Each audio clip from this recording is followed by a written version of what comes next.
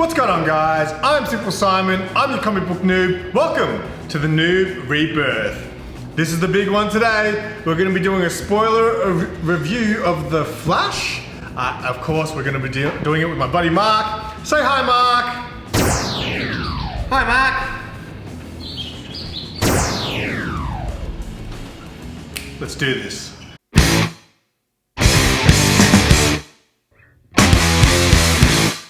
Firstly, I guess we'll just get our opinions before we get into spoilers. But I'll do mine first because, yeah, Mark will talk forever. So, while I was watching the movie, I was kind of thinking to myself constantly, this is not that good, right? I guess I expected more from the movie. So, I couldn't stop thinking about that while I was watching it. Like, this should be better, this should be better. Yeah. I was expecting more. So, once the movie ended, I literally whispered to Tony, was that movie actually good? Or was it just the nostalgia that people are gonna like about that movie, right? So we were both a little bit like, yeah, like unsure whether we even liked it or not. You can be harsh. Don't be scared to be harsh. Okay, no, that's fine, but like... We know you're a nice guy. And you want no. So this is... You can be brutally honest, man. But my opinion changed within a day. So obviously it was very overhyped and I expected so much from it. Because when they first announced the movie, I was like, how are they gonna do that? It sounds like a great idea, bringing Michael Keaton in and stuff like that, but there's no way they're gonna make this it's gonna be a crap movie. And then they released a trailer and I was like, that looks like it's gonna be pretty good. So there was a lot of expectation. So the entire time watching the movie, I kept expecting a lot and I wasn't getting it while I was necessarily watching it. And then at the end, I was like, I don't know about that movie. And then the next day, I kind of processed it over the course of the next 24 hours. And then I decided, when I actually think back to it, I thought it was a good movie. Was it the best superhero movie of all time? No, but I thought it was a good movie. Okay, so what did you like about it? The story? When you say it was a good movie, what makes it a good movie for you? The story was okay. The action was great. The nostalgia was, there were moments, there was some great nostalgia. Like Michael Keaton, right? The next day, someone who hadn't seen it said to me, I just want to know one thing. Don't spoil it, but was Michael Keaton good? And I was like, Michael Keaton's Batman in that movie was fucking awesome. Did you get a feel that it was Michael Keaton from Batman '89? Or did you get a feeling that it was just a different? Okay, we'll get into that. We'll get into that, because there was definitely aspects of the Batman in this that I didn't like, but we'll get into that. Let me first think, because Mark last week, I said, hey man, do you want to do a review on this next week? Do you want to go see the movie? And mate, he wouldn't just shut up about how he was not looking forward to it. Like, he was just like, this is the biggest apology. I don't care that Michael Keaton's in it. So I've been dying to know, Mark, what did you think? I went to see it last night. So I don't know when this video is going to come out, but so it's fresh. I thought the story was good to a certain point.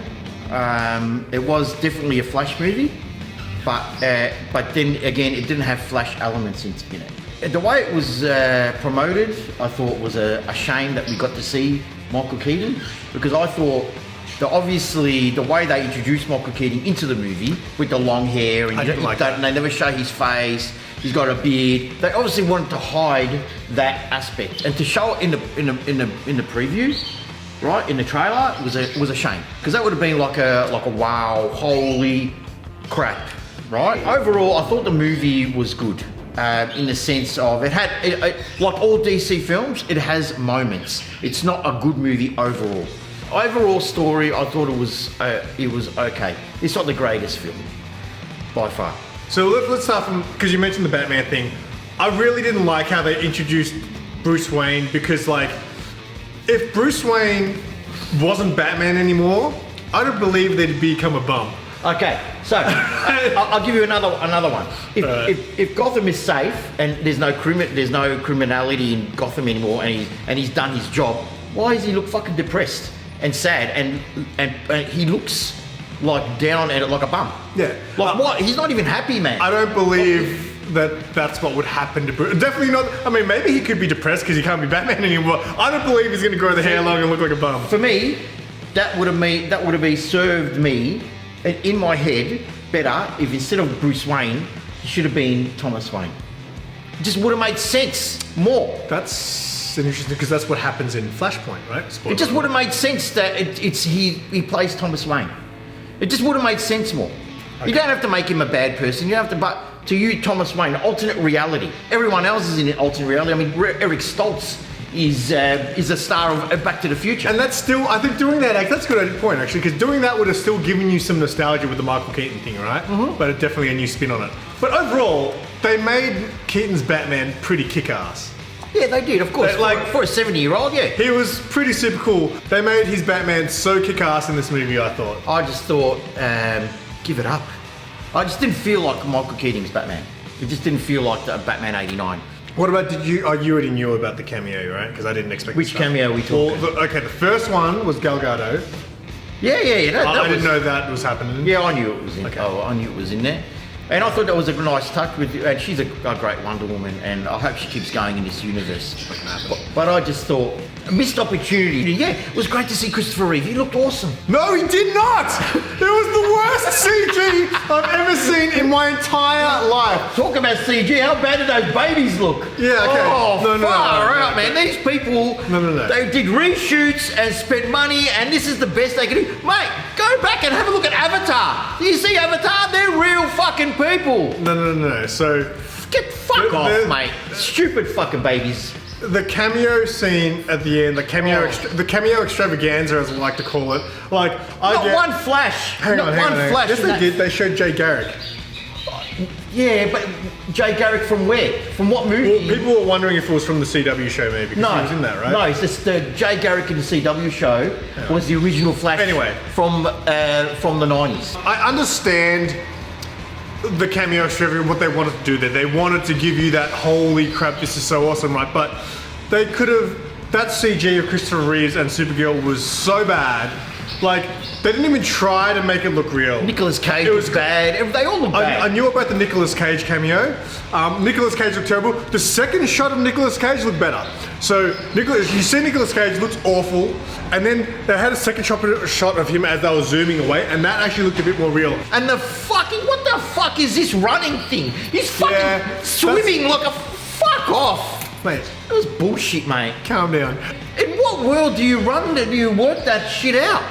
What about the scene where he realizes he's lost his powers and he starts running like that in slow-mo? Did you like the whole... I thought it was fun when he goes back and meets his young self. I actually enjoyed... I was enjoying the story. To be honest, I forgot that it was two people that was the same actor. I thought it was two different actors. He did a very, very good job in that. It was very well done. You couldn't tell. Like, I forgot. What got me was that he learns a lesson. You can't fuck with time. And use your powers responsibly, right? That's the whole point of the story, right? Every hero is born of tragedy, right? And maybe except, I suppose, even Superman, right?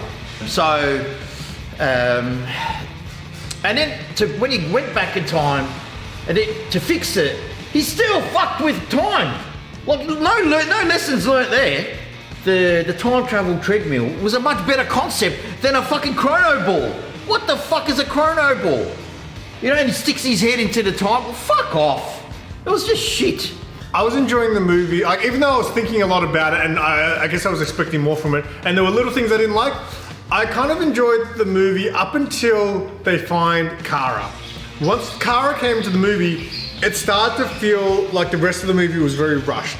A lot happened in a very short period of time. So it started to feel like the original the original Justice League, where the story progresses so quickly and there's lots of missing gaps in between. So as soon as she appears in the story, they charge her up and then boom, they're straight to action, and then the end kind of happens. The final act. You could see where the Snyder cut, say Batman v Superman, you can see where that started, and you can see why they had the reshoots in this one.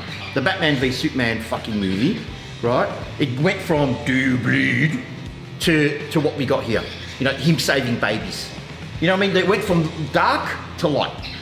And you can see why they did the reshoots, because they wanted a different direction, and that's fine. I understand they wanted to fix that shit, and they didn't want to show it because it looks like an expensive fucking movie, and it still looked like crap. There were so many aspects that I think they could have got right, and they just didn't give a fuck. The George Clooney thing. I mean, I didn't know about that one. I did not expect that. So get this first right. Hang on, I have to gather myself because it's just fucking stupid. Get this right. So a friend of mine got to see advanced screenings like 2-3 weeks before the movie came out. Same. And he told me that they didn't show him the end credits. But they actually didn't show him the ending. He asked me what I thought, and I told him I wasn't expecting Clooney. He goes, I didn't see that. So I asked him, he said, at the end of the movie, when he gets out of the car, and Ezra Miller goes, who the fuck are you? You just see the leg. They just cut the movie there, and that was it. So I was like, wow. So they're really trying to hide the Clooney thing. Which is stupid. I mean... Okay, so why do you think it's stupid, the Clooney thing? Because they want to start a new universe. They want to go forward. Because they even have said that the new Aquaman film is in the new James Gunn universe. Oh, is it? Yeah, that's disgusting. Right? So they want to move forward, but then again, they give us... It's to me, it feels like a James Gunn thing. Right? It seems to me that James Gunn put that in just to fuck with us, just to fucking have a laugh. Because he is coined to be the worst Batman ever. So why would you put him in there? There's a couple of reasons, right? So, firstly, I heard there was 3 endings to this movie. They kept reshooting, and George Clooney ended up being the one. Okay. But before that, a lot of people are saying that that might have been their way to get rid of Ezra Miller, because now he's stuck in the Clooneyverse. Let's send him to the worst possible universe possible. But that's another thing. That's a good theory. That's a good theory. And another point I like to make about this film is who really did kill his fucking mum. Okay. What are you telling us? Oh wait, you don't even fucking tell us what you're telling us, you fucking idiots. So Matt from Talking Pop Culture, I'll leave a link to Matt's review on this because it was absolutely hilarious. He is just as worked up as you, and he said the whole point of this movie, like, you don't even find out about who kills the mother, right?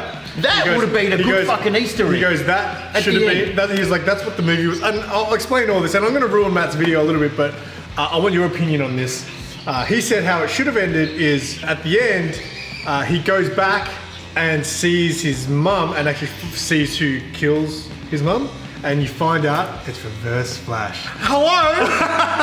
Fucking like, the thing is, the stupid thing is, the movie's villain is himself. There's no villain. Apart from himself, he's his own worst enemy. Okay, what does that fucking say? Look at that as a metaphor for fucking Ezra Miller. He's his own worst fucking enemy. So here's the other thing. So I did a actual, we did a spoiler review on the Aussieverse comic channel, and one of the guys, Ryan, mentioned something, because we brought that up, how Matt talked about, you don't find out who killed his mum, and he said, well... It's not about who murdered his mother. It's about him getting over the fact that his mother has to die. Who did it? That doesn't matter. All that matters is that it has to happen. In some ways, I understand that point of view as well. It doesn't really matter. All they had to do... But that is a good ending if they introduce Reverse Flash. All they had to do was him to go back to see Reverse Flash, and then Reverse Flash turn around and look at Barry. Let's go back to some of the good points of the movie. Kara punching through the missile was super cool. Getting back to Kara, right? I wanted to mention this too. We haven't spoken about that at all. Yeah, so I would have been happy for them not to show us her in a trailer. What did you think about her role in the whole thing? She wasn't really that significant. Once she got introduced into the movie, it just felt so rushed, and they rushed all the way to the end where, oh, they're destined to die. She didn't really serve that much purpose in this movie. Where did the suit come from? It was just... Yeah, that's true too. It literally just appeared. It was just fucking lying there. Yeah, that was stupid. Oh, sorry man, I came home after work and just took my clothes off. I still kind of was enjoying the story-wise when he kept trying to save him, and look, the story I think was still decent. I just think it should have been better. And the main thing that I kind of want to wrap this up with is this is obviously like a close to this era of the superheroes, right? So I was hanging for the end credits. I was just like, what are they going to do to just try to wrap this all up? Yeah. And then they gave us a drunk Aquaman. Drunk Aquaman, right? I mean, and you know, a good point is about the drunk Aquaman is obviously because they said that this Aquaman 2 is going to be in this universe. I don't know how that's going to work with Clooney as Batman. No, I don't know. No one knows if Clooney is the Batman or what we don't know. Yeah, people are, yeah. Right? We just don't fucking know. What I'm guessing is how is fucking Jason Momoa going to play fucking Aquaman and Lobo if he's in this universe? I don't think the Lobo thing is going to happen, to be honest. They were easy enough to get Aquaman's father in there as a cameo. Right, that was great. Everyone else, like, are you available? No, I don't want to do it. Okay, move on to the next guy. I personally think in that little montage that they had Christopher Reeve and fuck Nicolas Cage. Fuck off with Superman, right? You don't need more Supermans. Oh, I just found that it was a fan service, and I'm happy for it. Oh, awesome, the giant spider out of the Kevin Smith verse that, you know, he was coined to write Superman. That's fine. You know, poke shit at that. That's fine. Have a laugh. It's so James Gunn. It's not funny, right? But you know, wouldn't it have been beneficial for Warner Brothers to stick in Christian Bale as one of the alternate reality fucking Batmans, or Robert Pattinson? It's in another universe, we know that. And same with Christian Bale, it's in a different universe. It's not about getting approval from Christopher Nolan or Matt Reeves. It's they own the fucking character. They can do what the fuck they want. So why wouldn't they do that? It's only beneficial to them to extend their other franchises with the Batman. I just don't get it. Like, I think it would have been. They decided to bring back dead fucking heroes. Let's finish off with one thing, right? What do we call this? The Snyderverse, right? This is like his era of these superheroes. Oh, so far-fetched from Snyderverse. But where does Batman's got a blue cow? It is so far-fetched from Snyderverse, it's not funny. But where does it rank amongst all the other DC films in this era? So you don't count like the stuff like Pattinson's, but just the DC films that are in this little era with Gal Gadot, Man of Steel. Where does it rank amongst all those films? Oh, you put me on the spot here. Well, let me give you mine. All right. I would say I think it was probably the second best, and that's not saying a lot. That's not saying a lot. I think Snyder cut Justice League is probably the best thing that they did.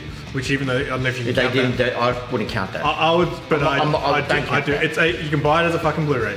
Don't count it. So that would be the best thing I think they did, and unfortunately, it was just obviously under unfortunate What about Wonder Woman? circumstances. What about Aquaman? Okay, for starters, the first one was okay, but when I look back on it, I think it's still overrated. I think this was what I think would say, like, so a lot of those movies were just okay, and you would say they're good for a DC film. Again, which doesn't mean much. Doesn't mean much. Snyder Cut was Justice League was the only one where I was like, man, this is it has an epic feel to it. This had a touch of it. None of those other films did. I rank it probably third best. He's having a go at me for having second best, and now he's called it third best. Well, I would have Wonder Woman. You think Wonder Woman was the best DC film? Okay. Yeah. And then? I think so. And maybe Aquaman. And then this one, and then the rest of them suck. That's all we have for you today, but before we go, we're going to give a final rating out of 10. We're going to give it the NOOB rating. The NOOB rating? Out of 10. How many? And we've got to give our reasons. How many? Oh, we've already gave our reasons. No, why? But we got to give it again. You want me to go first? Yeah, you go first. Okay, so I'm going to give it a 7.5 out of 10 noobs. It was actually pretty good when I think back about it, but I still think it should have been better. And like I said, like, you got good points with like how they didn't wrap up a lot of things, but I think the story was pretty decent and the action was very good. I'm going to give it 7.5 out of 10 noobs. I'm going to give it 7 noobs. 7 noobs, and that's because Ezra Miller was surprisingly really good in it. You know, it's great. All is forgiven. The reason why I didn't give it 10 noobs is because they just didn't do more with the Flash. It's a Flash movie with Batman and Kara in it, the Supergirl. So, I mean, instead of giving him his own villain, they gave him Superman's villain. I mean, I find that a bit weird. But anyway, 7 noobs. Only for the nostalgia and Ezra Miller's performance. After all those F-bombs, he gives it a 7. All right. Thank you guys so much for watching. If you guys have seen the movie, obviously let us know your thoughts. Let us know how many noobs you would give it out of 10. And yeah, give us your review. Until next time, say bye, Mark. Bye, Mark. And keep it simple. For starters, at the start, you said it was good.